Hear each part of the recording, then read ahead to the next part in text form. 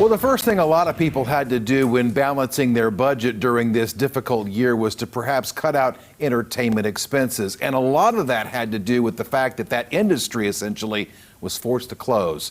Good evening once again to you. I'm David Oliver. And I'm Heather Lewis. Our Jesse Inman is here tonight with a look at the state of live events and fine arts right now in Springfield. Jesse. Yeah, guys, good evening to you. Live events and fine arts, they're a bit different from one another, but they are facing many of the same challenges right now. The arts and the entertainment side of things, we were the first to close, we'll be the last to open. 2020 is the 94th year for the historic Galois Theater in downtown Springfield. Associate Director Joy Ballou-Steele says they've struggled at times to keep things open as they near 100. No concerts or live events have kept them in a tough spot. We lost 100% of our theater revenue. I'm really not sure when we're going to be able to have live music events.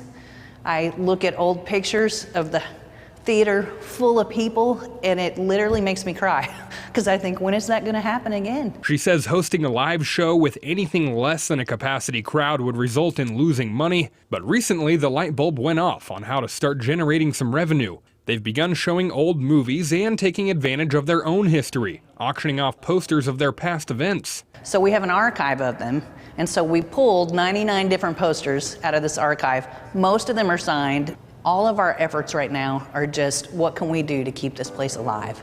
Another place that depends on the arts to survive is Conservatory of the Ozarks, a place that students can learn music, drama, or art. Owner Heather Leverich started this business 12 years ago. There were nights I slept here, nights I was here till 2 or 3 in the morning. Now, after what was expected to be a big year, they'll be closing in 2 weeks for good. Leverich says it's because enrollment rates were just too low. In the middle of August, I just was like, doing the budget, and I'm like, next month is September, and that's going to be 6 months of this, and apparently there's no end in sight. We're the third music school in Springfield to close because of coronavirus. School of Rock and Pellegrino's closed before us, which is tragic. Just before coronavirus, Hoover Music closed. I think it's important that we find ways to invest in the arts in our community. And Leverich says that she will be opening her home studio to keep teaching some of the students there from Conservatory of the Ozarks.